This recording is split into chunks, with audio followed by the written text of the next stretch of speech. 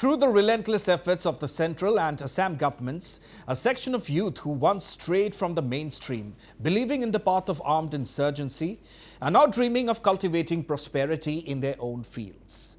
Those who once embraced life in the forests in pursuit of armed revolution are today sowing the seeds of a green revolution on their farmlands. With a firm resolve to become self-reliant and with support from the government, former insurgents across different parts of the state have opened up new avenues of livelihood and rehabilitation. Let the dawn be greeted not by the sound of gunfire, but by the songs of birds. This is the aspiration of peace-loving people. Turning into reality the vision of the Prime Minister of a progressive nation and the dream of a state's visionary Chief Minister. These former insurgents have now become stakeholders in a forward-looking and progressive Assam. Once rebels, they are today soldiers of development, leading a green revolution through the path of peace and contributing to the building of a stronger Assam. Let us take a look at a special report on this inspiring journey from conflict to peace and prosperity. Ahi aru 90 দশকৰ অসম সন্ত্ৰাসবাদৰ কৰাল হাতুৰাই কুঙা কৰা অসমত তেতিয়া চৰাইৰ কলৰবত নহয় বন্দুকৰ মাতত হেৰাতি পুৱাইছিল প্ৰতি সন্ধিয়া ৰাজ্যলৈ যেন কাল অমানিশাহে নামিছিল নামঘৰৰ ডবা শংখৰ ধ্বনিয়ে নহয় গুলি বোমা বাৰুদৰ শব্দহে প্ৰতি গধূলি বুকু কপাইছিল অসমবাসীৰ ব্ৰহ্মপুত্ৰ বৰাকৰ পাৰত দপ দপাই জ্বলিছিল সন্ত্ৰাসবাদৰ জুই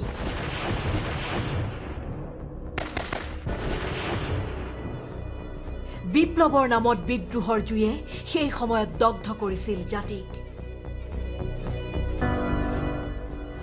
উজনিৰ পৰা নামনিলৈ হত্যালীলা মৃত্যুৰ কিৰিৰি সন্ত্ৰাসবাদৰ কলা ধোঁৱাই আৱৰি ৰাখিছিল অসমৰ আকাশ সেয়া আছিল তেজে ধোৱা সময়ৰ শ্বাসৰুদ্ধকৰ গাথা পুত্ৰহাৰা মাতৃৰ হিয়া ভঙা কান্দোন স্বামীহাৰা পত্নীৰ উকা কপালৰ বেদনা জীৱনলৈ ঘূণীয়া হোৱা তেজাল যুৱকৰ যন্ত্ৰণাই ৰচনা কৰিছিল সেই সময়ৰ জুয়ে পুৰা ইতিহাস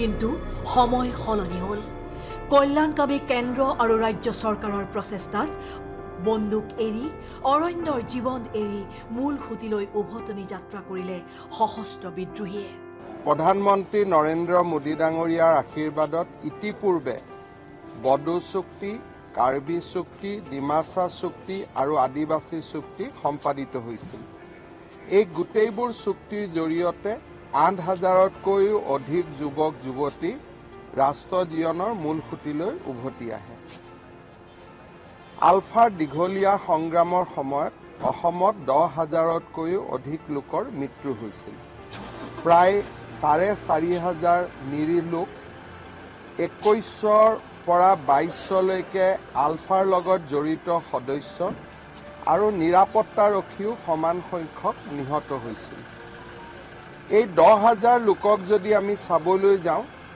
৪০০-৫০০ সিকিউৰিটি পাৰ্চনেলক যদি আমি বাদ দিওঁ আটাইবোৰে অসমীয়া যুৱক যুৱতী আছিল অসমৰ নিৰীহ ব্যক্তি আছিল তেখেতসকলৰ মৃত্যু আৰু বলিদানৰ পিছত আজি আলফাৰ শান্তি চুক্তি আৰু আন চুক্তিসমূহে আমাৰ অসমখনলৈ শান্তি আৰু বিকাশৰ এটা নতুন ধাৰা নামাই আনিছে আৰু মই ভাবো যে এই ধৰণে শান্তি প্ৰগতি অব্যাহত থাকিলে অসম ভাৰতৰ ভিতৰতে এখন শক্তিশালী ৰাষ্ট্ৰত পৰিণত হ'ব দৰিদ্ৰতা নোহোৱা হ'ব অসমলৈ এক ঔদ্যোগিক পৰিৱেশ উভতি আহিব আৰু অসমীয়া লোকৰ জীৱন ধাৰণৰ মান উন্নত হ'ব বহুতেই আমাৰ চুক্তিখনত একো নাই বুলি ক'বলৈ বিচাৰে কিন্তু ভালকৈ যদি জুকিয়াই চাই চুক্তিখনত যথেষ্ট কিছু আছে বিগত দশকত বিশ্বৰ অগ্ৰণী নেতা প্ৰধানমন্ত্ৰী নৰেন্দ্ৰ মোদীৰ নেতৃত্বত কেন্দ্ৰ আৰু ৰাজ্য চৰকাৰৰ আশা সুধিয়া প্ৰচেষ্টাত অসমৰ আকাশত উৰিল শান্তিৰ কপৌ তৰফৰ পৰা আমি গুৰুত্ব দিছিলোঁ যে ৬ জনগোষ্ঠী জনজাতিকৰণ হ'ব লাগে তাৰ জৰিয়তে খিলঞ্জীয়া মানুহৰ ৰাজনৈতিক অধিকাৰটো যাতে সুৰক্ষিত হ'ব পাৰে ভৱিষ্যতৰ স্বাৰ্থত সেই কথাটো আমি উপলব্ধি কৰিয়েই আমি সমৰ্থন জনাইছিলোঁ। তেতিয়াও আমাক বহুতেই মানে সমালোচনা কৰিছিল, তেওঁলোকে 6 জনগোষ্ঠী জনজাতিকৰণৰ কাৰণে সহস্ৰ সংগ্ৰাম কৰিছিল নেকি বুলি প্ৰশ্ন উত্থাপন কৰিছিল। কিন্তু সেইটো সময়ত আমি এটা কথাই উপলব্ধি কৰিছিলোঁ যে ভৱিষ্যতৰ স্বাৰ্থত ৰাজনৈতিক অধিকাৰ যদি আমি মানে সুৰক্ষিত নহয়, তেতিয়াহ'লে খিলঞ্জীয়াৰ অধিকাৰ ভৱিষ্যততে ব্যাঘাত ঘটিব বা অস্তিত্ব বিপন্ন হ'ব, এই কথাটো আমি চিন্তা কৰিছিলোঁ। আৰু এইটো কাৰণেই 80% আমি চিট সংৰক্ষণৰ ব্যৱস্থা কৰিবৰ কাৰণে দাবী জনাইছিলোঁ। এই সংক্ৰান্তত আমি বহুল আনি আলোচনা কৰিছিলোঁ, কেনেকৈ কৰিব পৰা যায়। বিভিন্ন ফালৰ পৰা বনাঞ্চল আমাৰ সংৰক্ষণ কৰাৰ আমাৰ এটা জোৰদাৰ দাবী আছিল, কাৰণ বনাঞ্চল ধ্বংস হৈ যোৱাৰ কাৰণেই আজি হাতী মানুহৰ সংঘাত এটা সৃষ্টি হৈছে। আৰু সেইটো কাৰণে বনাঞ্চলবিলাকত যি অনবৈধ দখল আছে সেইটো উচ্ছেদ কৰিবৰ কাৰণে আমাৰ চুক্তিতেই আছিল, আৰু সেই চুক্তি অনুযায়ী আজি অসম চৰকাৰে তাক কাৰ্যকৰী কৰিছে। ৰক্ত ৰঞ্জিত দুখ সময়ৰ পৰা ক্ৰমাৎ কৰ্মময় জীৱনলৈ উভতিল বহু বিদ্ৰোহী। যেতিয়া চৰকাৰৰ লগত আলোচনা প্ৰক্ৰিয়াটো আহিল, আমাৰ ডেজিগনেটেড কেম্প হ'ল 11 চনত, তেতিয়া আমি শিৱাজত আছিলোঁ। তেতিয়াৰ পৰা আমি অলপ টনকিয়াল হৈছিলোঁ অৰ্থনৈতিকভাৱে। অসম চৰকাৰে যিটো আমাক মাহিলী ভাৰ্তা এটা প্ৰদান কৰিছিল, তাৰ পৰা আমি কিছু চলাত সুবিধা পাইছিলোঁ। কেৱল 2023 চনতেই শান্তি চুক্তিৰ জৰিয়তে আলোচনাপন্থী আলফাৰ সদস্যসকলে বন্দুক ত্যাগ কৰি কৃষি কৰ্মৰে স্বাৱলম্বী হোৱাৰ লগতে দেশৰ অৰ্থনৈতিক সবল কৰাৰ সংকল্প ল'লে। চৰকাৰ তথা পৰিয়ালৰ আহ্বানৰ প্ৰতি সঁহাৰি জনাই আমি মূলসুঁতিলৈ প্ৰত্যাৱৰ্তন কৰিছিলোঁ। আৰু সেই সময়ত মূলসুঁতিলৈ প্ৰত্যাৱৰ্তন কৰাৰ সময়ত বিভিন্ন বিভাগে বা চৰকাৰৰ ফালৰ পৰা আমাক কৰ্মসংস্থানৰ এটা প্ৰতিশ্ৰুতি প্ৰদান কৰিছিল। 2020 চনত হৈছিল বিশাল মাত্ৰাত আত্মসমৰ্পণ। আলফা NDFB NLFBকে ধৰি 8টা উগ্ৰপন্থী সংগঠনৰ 2259 গৰাকী উগ্ৰপন্থীয়ে অস্ত্ৰ সম্বৰণ কৰি মূল সুঁতিলৈ উভতি আহিছিল। মই আলফাৰ পৰা আহি বিভিন্ন সময়ত বিভিন্ন সমস্যাৰ সন্মুখীনৰ মাজেৰে জীৱন অতিবাহিত কৰিছোঁ। তাৰ মাজতে আলোচনা প্ৰক্ৰিয়াৰ মাজেৰে আমাৰ মুখ্যমন্ত্ৰী মহাশয়ৰ আহ্বানক্ৰমে যি আমি আৰ্থিক অনুদান পাবলৈ সক্ষম হ'লোঁ, সেইখিনিৰে অন্তত মই মোৰ ৰোগী স্ত্ৰীৰ কেঞ্চাৰ ৰোগ হৈছিল। 7 মাহ কাল মই এই অন্তত চিকিৎসাখিনি কৰি মই সেই সন্তুষ্ট লাভ কৰিছোঁ, অন্তত মুখ্যমন্ত্ৰী মহাশয়ৰ এই অনুদানৰ ফলত। 2024 কাৰ্বি আৰু ডিমাচা চুক্তিৰ জৰিয়তে প্ৰায় 1000 উগ্ৰপন্থী সদস্য উভতিল ঘৰলৈ। এতিয়া বন্দুক এৰি অসমত সেউজ বিপ্লৱৰ সূচনা হৈছে। জাতীয় মুক্তি সংগ্ৰামখনৰ পৰা ওলাই আহি অসমৰ জাতীয় জীৱনৰ সৰ্বাংগীন উন্নয়নৰ ক্ষেত্ৰত আমি ইতিমধ্যেই আত্মনিয়োগ কৰিছোঁ। আত্মসংস্থাপনৰ ক্ষেত্ৰত অসম চৰকাৰে ইতিমধ্যেই আমাক সংস্থাপিত কৰিবৰ কাৰণে কিছু আলোচনা আৰম্ভ কৰিছিলে। চৰকাৰৰ প্ৰয়াসত প্ৰাক্তন বিপ্লৱীসকলে নাঙলৰ মুঠিৰে সেউজ বিপ্লৱৰ অংশীদাৰ হৈছে। ঘৰত মই সামান্য এখন দোকান দি পেলাই মই চলি আছিলোঁ পৰিয়াল, কিন্তু চলিবলৈ বহুত অসুবিধা হৈছিলে। কিন্তু মই ইয়ালৈ যেতিয়া আহিলে, নতুনকৈ এই স্কিম আৰম্ভ কৰিলে, মোক মাতি আনিলে, আনি তেতিয়াৰ পৰা মই ইয়াত ধুনীয়াকৈ সম্পূৰ্ণ কৃষি কৰ্মৰ ওপৰত বা মেচিনাৰীৰ ওপৰত যিখিনি প্ৰডাক্ট বাহিৰলৈ যায় চিট, সেইখিনিৰ ওপৰত গোটেইখিনি মই চোৱা চিতা কৰি আছোঁ। গুৱাহাটীৰ ৰাণী, গোৱালপাৰা, দুধনৈ, মংগলদৈ আদি স্থানত কৃষি উদ্যোগৰ জৰিয়তে সংস্থাপিত হৈ গণতন্ত্ৰৰ গৰিমাময় সময়ৰ অংশ হৈছে প্ৰাক্তন বিদ্ৰোহীসকল।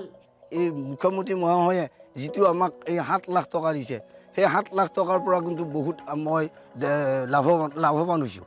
লাভৱান এটাই কথা, মই তাৰমানে যিটো মানুহ টিপটত বাচন নাছিল, যিটো মানুহৰ খাবৰ কাৰণে একো নাছিল, সেই মানুহটো তাৰমানে আজি মই মানুহ হিচাপে থিয় দিব পৰা হৈছোঁ। আৰু এইখিনি ব্যৱস্থা কৰি দিয়াৰ কাৰণে আজি সমাজত এটা মই মানুহ হিচাপে কথা ক'ব পাৰোঁ। মই এই পইচায়েদি মই অলপ খেতি নিজৰ মাটি অলপ বেছি নাই, অলপ মাটি আছে, পাণ খেতি কৰিছোঁ। পাণ খেতিৰ অন্তত মই বছৰত হ'লেও 10,000 টকা পাওঁ। যেতিয়া এই অনুদানটো নাপালোঁ হয়, মই কি কৰিলোঁ হয়? মই নিশ্চয় মোৰ অৱস্থাটো একদম বেয়া হৈ গ'ল হয়। প্ৰাক্তন বিদ্ৰোহীৰ দ্বাৰা স্থাপন কৰা হ'ল বিভিন্ন কৃষিভিত্তিক উদ্যোগো। তেখেতে আমাক দৰঙৰ চমুৱাপাৰাত এখন ছাগলীৰ ফাৰ্ম খুলি দিছিল। প্ৰায় 90 লাখ টকা দি পেলাই এখন ফাৰ্ম বনাই দিছিল। আৰু তাৰপিছতে আৰু কিছু আৰ্থিক সাহায্য দি পেলাই তাতে খেতি বাতি কৰা মাছ পোহাৰ ব্যৱস্থা কৰি দিছিল। কিন্তু এই মানে আমাৰ সদস্যসকলে তাত এতিয়াও খেতি বাতি কৰি আছে। ধান উৎপাদন হয়, যথেষ্টখিনি ধান উৎপাদন হয়। তাত ছাগলী কিছু আছে, মাছো কিছু পালন কৰাৰ ব্যৱস্থা তেওঁলোকে কৰি লৈছে। বৰ্তমান আমি কৃষি ক্ষেত্ৰখনত কেনেকুৱা ধৰণে আমি অৰিহণা যোগাব পাৰোঁ, তেনেকুৱা ধৰণৰ চিন্তা কৰি আমি এটা কোম্পানী গঠন কৰিলোঁ, AGR Pioneer Seeds Private Limited। আমি খেতি বাতিটোতেই বেছি গুৰুত্ব দিছোঁ। এতিয়া আমাৰ সদস্যসকলে গুৱাহাটীৰ নিকটৱৰ্তী ৪৪ মানে চৰত আমাৰ সদস্যসকলে খেতি বাতি কৰি আছে। সেইখিনিতো এই বছৰৰ পৰা আমি ছেপ্টেম্বৰ অক্টোবৰ মানৰ পৰাই তাতে খেতি বাতি লাগিম বুলি ভাবিছোঁ। তাত আমাৰ আলফাৰ সম্পাদক মহোদয় অনুপ চেতিয়া মহোদয় আছে। আমি ডাইৰেক্টৰ হিচাপে আমি 5জন আছোঁ। তাৰে 3জনেই আমাৰ এই সংগঠনৰ লগত জড়িত থকা মানুহ। এতিয়া আমি ইয়াত জৈৱিক কৃষি কাৰ্যৰ কিছুমান উপাদান ইয়াত আমি প্ৰস্তুত কৰোঁ। বায়' ফাৰ্টিলাইজাৰ, বায়' পেষ্টিচাইড, প্লেণ্ট গ্ৰথ প্ৰমোটাৰ আৰু বীজৰ ওপৰত আমি কাম কৰি আছোঁ। বিশেষকৈ আমি থলুৱা ধানৰ বীজ, তাৰ উপৰি আমাৰ গোমধান, মাকৈ বীজ, এই বীজৰ বজাৰখনত আমি আমাৰ উৎপাদন কৰি আমি কৃষক ৰাইজক বীজ বিক্ৰী কৰাৰ চেষ্টা কৰিছোঁ।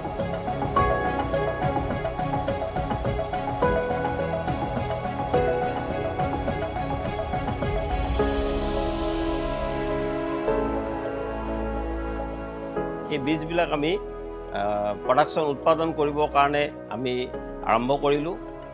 আৰু পৰৱৰ্তীখনত আমাৰ আৰু এটা ইউনিট আমি বহুৱালোঁ গুৱাহাটীত। সেইটো হ'ল যে আমাৰ জৈৱ কৃষি সামগ্ৰী উৎপাদন, বিশেষকৈ বায়' ফাৰ্টিলাইজাৰ আৰু বায়' পেষ্টিচাইড। এতিয়া আমি এটা নতুন প্ৰজেক্ট লৈছোঁ। সেইটো হ'ল ড্ৰোনৰ যোগেদি কীটনাশক বা গ্ৰথ প্ৰমোটাৰ এইবোৰ স্প্ৰে কৰা। সেইটো আমি বিশেষকৈ চাহ বাগানত আগতে অসমত কোনো কৰা নাছিল। কিছুমান অৰ্গেনাইজেশ্যনে অলপ চলপ কাম কৰিছিলে ৰিচাৰ্চ বেছ, কিন্তু প্ৰথম আমিয়েই এইটো হায়দৰাবাদৰ এটা গ্ৰুপৰ লগত যোগাযোগ কৰি তেওঁলোকৰ লগত কথা পাতি আমি ড্ৰোন আনিছোঁ। ড্ৰোনৰ যোগেদি আমি কৰিছোঁ, চাহ বাগানত স্প্ৰে কৰাইছোঁ। যিবিলাক আমাৰ কোঅপাৰেটিভ ছ'চাইটি বনোৱা হৈছে, এই কোঅপাৰেটিভ ছ'চাইটিবিলাকক কেনেকৈ খেতি বাতিত জড়িত কৰিব পাৰোঁ। আমাৰ সদস্য কিছুমানে ধৰক এই শদিয়া ফালেও খেতি বাতি কৰিছে, কাকপথাৰ ফালেও কৰিছে। গোটেইবিলাককে যাতে এটা মানে নেটৱৰ্কৰ ভিতৰত আনি পেলাই কেনেকৈ গোটেই অসমতে এটা বজাৰখন আমি দখল কৰিব পাৰোঁ, সেই এটা পৰিকল্পনা আছে। ইতিমধ্যে আমি মুখ্যমন্ত্ৰীৰ সাহায্য পুঁজিৰ পৰা আমি 15 লাখ টকা মানে পাবলৈ সক্ষম হৈছোঁ। আৰু সেই 15 লাখ টকা এটা মানে দেখুৱাই পেলাই আমি মানে ইয়াৰ হৰ্টিকালচাৰ ডিপাৰ্টমেণ্টৰ পৰা আৰু এটা প্ৰজেক্ট পোৱাৰ কাৰণে মানে চেষ্টা কৰি আছোঁ। প্ৰায় 27.5 লাখ টকাৰ এটা যদি ড্ৰায়াৰ এটা যদি আমি আনিব পাৰোঁ, তেতিয়াহ'লে অন্ততঃ কেপাচিটিটো বাঢ়ি যোৱাৰ লগে লগে আদাৰ ক্ষেত্ৰত আমি যথেষ্টখিনি মানে ব্যৱসায়িকভাৱে সফল হ'ব পাৰিম বুলি আশা কৰিছোঁ। এইটো এটা কাম চলি আছে। আৰু ইণ্ডিজিনাছ এগ্ৰিকালচাৰ ফাৰ্মাৰ প্ৰডিউচাৰ কোম্পানীৰ তত্বাৱধানতেই আমি তিনিচুকীয়াৰ গুইজান অঞ্চলৰ নতুন গাঁও অঞ্চলত আমি প্ৰায় 400 বিঘামান মাটিত খেতি বাতি কৰিবলৈ লৈছোঁ। তাতে ফেঞ্চিঙো আছে। আৰু আমি ভাবোঁ যে যিসকল যুৱ কৃষকেও বা যুৱচামে এতিয়াও অসমৰ অৰ্থনৈতিক উন্নয়নৰ কথা চিন্তা কৰি আছে, তেখেতসকলে আমাৰ লগতো সহযোগ কৰিব পাৰে। আমি AGR Pioneer Seeds Production company এটা বনাইছোঁ। আৰু এই কোম্পানীৰ জৰিয়তে আমি ইতিমধ্যে গোৱালপাৰাৰ মনকুচাত, মৰণৈ ওচৰৰ মনকুচাত প্ৰায় 30 বিঘা মাটি লৈ পেলাই তাত মানে বীজ উৎপাদন কৰিছোঁ। বীজ উৎপাদন কৰাৰ লগতে তাতে বীজ শোধন কৰাৰ এটা মানে চিড প্ৰচেছিং ইউনিট এটা আমি হৰ্টিকালচাৰ ডিপাৰ্টমেণ্টৰ পৰা পাইছোঁ। প্ৰায় 2 কোটি টকাৰ এটা প্ৰজেক্ট এটা। এয়া বন্দুকৰ বিভীষিকাৰ পৰা নাঙলৰ মুঠিৰে সেউজীয়া হোৱাৰ এক সুন্দৰ যাত্ৰা। অসমৰ অতীতৰ যিটো পৰিৱেশ পৰিস্থিতি আছিল আলফা সময়ৰ পৰা বৰ্তমানলৈকে, সেইখিনি সকলোৱে দেখি আছে। কিন্তু এইটো ঠিক যে জাতি থাকিব লাগিব, জাতীয় অস্তিত্ব থাকিব লাগিব। সেইটো মানে জাতীয় সংগ্ৰামক আমি কেতিয়াও অস্বীকাৰ নকৰোঁ, কৰিব নোৱাৰোঁ। খালি তাৰ পথ হয়তো বেলেগ বেলেগ হ'ব। বৰ্তমানো আমি জাতীয় আমাৰ হেৰি আছে, জাতীয় চেঞ্চ আছে, আমি জাতীয়ভাৱে আমি আগুৱাই যাব বিচাৰোঁ। কিন্তু আগৰ যিটো সহস্ৰ সংগ্ৰাম সেইটো এতিয়া আমি নাভাবোঁ যে সহস্ৰ সংগ্ৰামৰ যোগেদি, অকল আমি বুলিয়ে নহয়, এতিয়া গোটেই পৃথিৱীৰ পলিটিকেল চিনেৰি চেঞ্জ হৈ গৈছে। ব্যক্তিগতভাৱে অথবা সমবায় ভিত্তিক কৃষি কৰ্মত জড়িত হ'ল প্ৰাক্তন বিদ্ৰোহীসকল। সকলো সংগঠনক এই মূল সুঁতিলে অনাৰ পিছত তেওঁলোকক যিটো মানে স্বাধীনভাৱে খোৱাৰ যিটো ব্যৱস্থা কৰি দিলে, আত্মনিৰ্ভৰ হোৱাৰ যিটো ব্যৱস্থা কৰি দিলে, মই সন্মানীয় বিজেপি গভৰ্ণমেণ্টৰ সমূহ নেতৃত্ব, মাননীয় প্ৰধানমন্ত্ৰী ডাঙৰীয়াৰ যি সবল নেতৃত্ব, মাননীয় মুখ্যমন্ত্ৰী মহাশয়ৰ যিটো বৰ্তমানৰ মুখ্যমন্ত্ৰী মহাশয়ৰ যিটো সবল নেতৃত্ব, তাত আমি ধন্যবাদ জনাইছোঁ। বন্দুকৰ পৰা কৃষি পথাৰলৈ শান্তিৰ সুৰুজমুখী যাত্ৰা।